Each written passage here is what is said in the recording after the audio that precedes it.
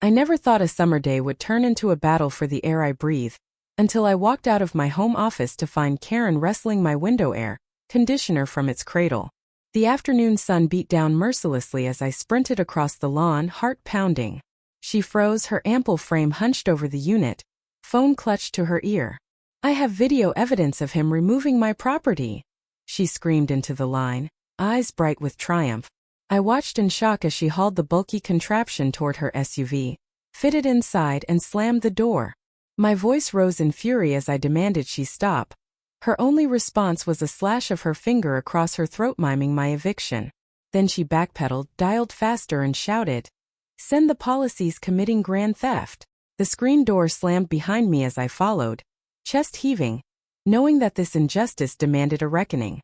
With practice calm, I snapped a photo of her license plate, then crossed the yard to my neighbor's porch where a group of concerned residents had gathered. "She's taking my air conditioner," I explained, brandishing the deed to my property, monthly receipts, model number and proof of purchase. They exchanged wary looks until I posted the photos and documents in the neighborhood chat. Within minutes, replies flooded in. Former HOA disputes over lawn ornaments, complaints of false boundary claims, whispers of her entitlement growing unchecked. As the group coalesced, I realized I had allies ready to stand against her abuses.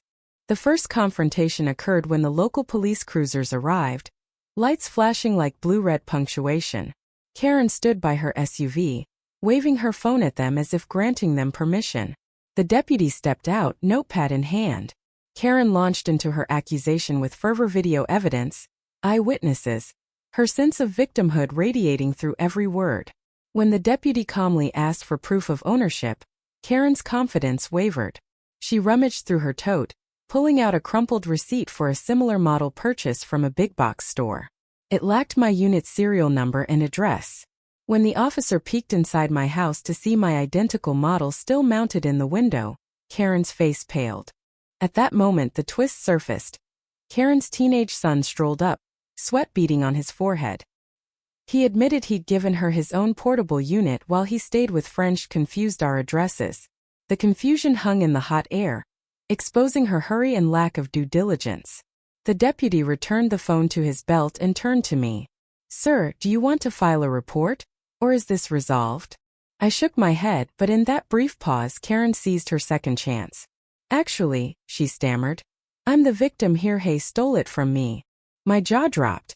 The entitlement had doubled back on itself. Now I was the accused. Gasps rippled through the small audience. Neighbors who had come to support now exchanged uneasy glances. My heart sank as I realized this would escalate beyond neighborly scolding. One neighbor, Mr. Alvarez, stepped forward, his calm voice cutting through the tension. "Officer, I recorded the entire incident on my doorbell cam. It shows her taking the unit from his window before she even realized the mix-up." He handed over his phone. The deputy replayed the footage. Karen scaling the stepladder, unscrewing mounting brackets with practiced ease, and hauling off the unit all before any claim of theft from her home. The evidence was irrefutable. Karen's cheeks burned as the video ended and the deputy closed the app. "Ma'am," he said gently, "you may have mistaken addresses, but this footage shows you removed someone else's property. We'll need your statement." Her shoulders slumped, reality dawning. Instead of retreating, Karen pressed on. "I still have security concerns about his window units," she insisted. "They're an eyesore, violate HOA aesthetics." The deputy raised an eyebrow. "A 911 call isn't for design complaints," he replied.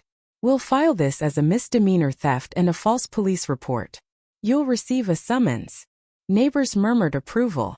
I realized then that my moment of vindication came not from raw power but from procedural truth, rules applied equally, evidence speaking louder than entitlement. Back inside my air-conditioned home, I reflected on the afternoon's events. The sun blazed through my window unit, humming gently as if mocking the chaos it had sparked. I grabbed my laptop and filed an official complaint with the HOA board. Count 1, unauthorized removal of personal property. Count 2, false reporting to emergency services. Count 3, harassment. I copied the county prosecutor and attached Mr. Alvarez's footage, the deputy's badge number, and Karen's own statement. In the remedy requested section, I asked for her immediate removal from HOA enforcement duties, and a written apology posted on the community bulletin. By evening, the HOA president had convened an emergency virtual meeting via livestream. Karen appeared, blinking under the glow of her ring light, her words practiced. "I was concerned about community standards," she began. But her voice cracked when a second video appeared on screen, an older clip of her ordering a gardener off a neighbor's property for unauthorized petunias. The board vice president paused the video and said, "If we allow one person to unilaterally impose their views, we undermine every homeowner's rights." The final motion passed unanimously. Karen was stripped of her authority to file violations or call 911 over HOA matters. She was suspended from all board activities pending a full ethics review. In the aftermath, I received a text from Karen's granddaughter, a middle schooler I'd tutored in science, apologizing for her grandmother's behavior. She told me Karen had been lonely since losing her spouse and had sought control through HOA power. Her words stirred pity beneath my residual ire. Entitlement often masks pain. Now, as I stand by my humming AC and sip iced tea, the evening breeze cool against my skin, I ask you, was my relentless pursuit of justice too harsh? Or did I simply defend my rights? Share your verdict, right or wrong. The next morning, I found Karen's SUV missing from the cul-de-sac. The AC unit sat in my window, humming as if nothing had happened. Birds flitted through the yard, indifferent to human dramas. I stepped outside to review the HOA ordinance on noise and neighborhood harassment, dry, methodical pages that somehow offered comfort in their predictability. I decided to host a community forum at the old pavilion next to the pool, titled Rights, Responsibilities, and Radiant AC. Flyers went up on bulletin boards, and neighbors RSVP'd with earnest concern for our collective harmony. That evening, chairs circled a single table where Mr. Alvarez set up his doorbell camera feed on a portable monitor.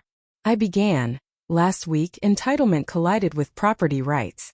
Tonight, let's discuss how we guard both." Hands shot up. Some recounted minor disputes over landscaping. Others shared stories of vandalized mailboxes. A graying retiree with a deep drawl proposed clearer guidelines for neighborly complaints. A young couple with twin toddlers suggested a zero-tolerance policy for false 911 calls. When the floor opened to Karen, she hesitated before speaking.